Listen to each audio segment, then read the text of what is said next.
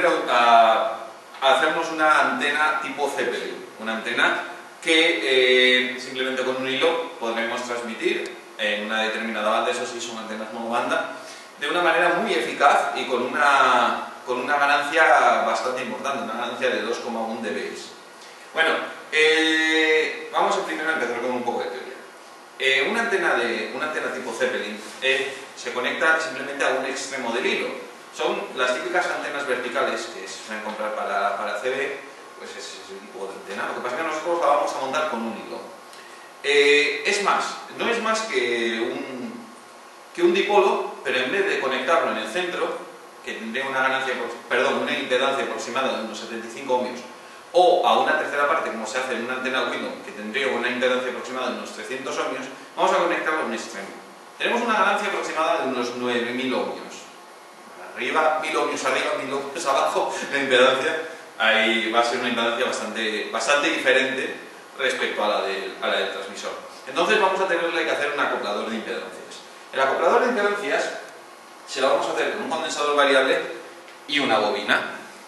Bien, vamos a calcular ahora qué condensador utilizar y qué bobina utilizar.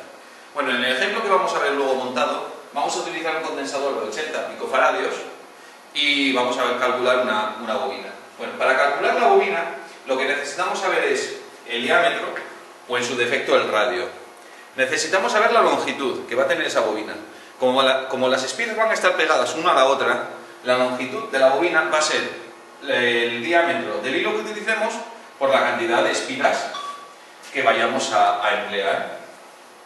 Y por último, la cantidad de espiras, lógicamente. Para calcular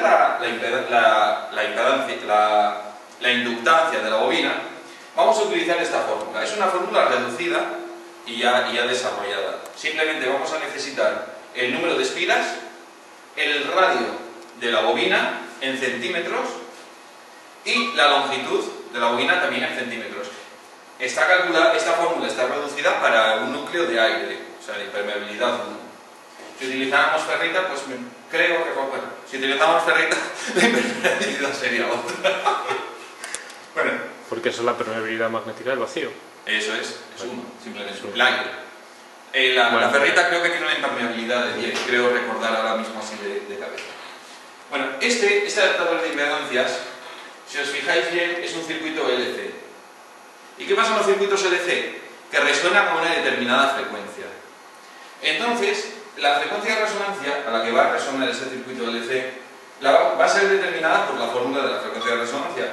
Es universalmente conocida, ¿no? 2pi por la raíz, el inverso de 2, bueno, esto sería el omega, la raíz cuadrada del LC, la circunferencia para saber el ciclo y bueno, el inverso para calcular la cantidad de ciclos por segundo. Esto sería el tiempo y esto es el tiempo. La frecuencia invertido pues sería la frecuencia. Eso sí, en esta fórmula la inductancia híbrida de nervios y la capacidad del condensador en faradios. Esta inductancia el resultado nos lo da en microhenrios. Muy importante. Esta fórmula reducida es para microhenrios. Bueno, utilizando esta fórmula podemos despejar y calcular podemos despejar la fórmula para saber la cantidad de espiras que necesitamos en una bobina. Que sería, pues eso, simplemente 9R de Cl por 10 partido de la raíz cuadrada de 0,93 por 2A. ¿Qué sería eso? Despejando simplemente N de acá. Bien, esto sería para el cálculo del condensador y de la bobina, por lo tanto la frecuencia de resonancia de este circuito. Ahora necesitamos calcular la longitud del hilo para la antena. Bueno, sabemos que la velocidad de la luz son 300 millones de metros por segundo y que la frecuencia, bueno, son hercios, o que es lo mismo, según 1 partido de segundos. La fórmula general de la longitud de onda es c partido de la frecuencia. Si nosotros ahora pasamos acá, bueno, nos quitamos aquí 6 ceros, entonces aquí trabajamos en megahercios. Como va a ser una antena de media longitud de onda, lo dividimos por 2 y añadimos el factor de velocidad del cobre, que es lo que vamos a fabricar la antena. En este caso es 0,95. Todo esto, la fórmula de la longitud de onda, la podemos entender así. La longitud del hilo a utilizar en la antena Zeppelin va a ser 147,5 partido de la frecuencia en megahercios. Con esto vamos a fabricar ahora mismo una antena para CB, una antena para emitir en la banda de 11 metros, eficaz y muy portátil, ya lo veréis. Como os comentaba hace un ratito, vamos a montar una antena de CB, una antena Zeppelin, con todo lo que os había explicado antes, con la cantidad de fórmulas y tal. Bueno, la manera, yo ya me he adelantado, lo tengo calculado. Entonces, para montar la bobina vamos a utilizar un bolígrafo que le tengamos en desuso. La parte ancha del bolígrafo mide exactamente 10 milímetros, lo que es lo mismo, 1 centímetro. Vamos a utilizar hilo de cobre proveniente de un transformador de exactamente 1 milímetro de diámetro. Y bueno, vamos a utilizar un condensador ajustable de 80 picofaradios. Vamos a utilizar, bueno, cable normal, hilo, un terminal para poder montar la antena, el conector de la antena y nada, un tornillaco para sujetar el hilo de la antena.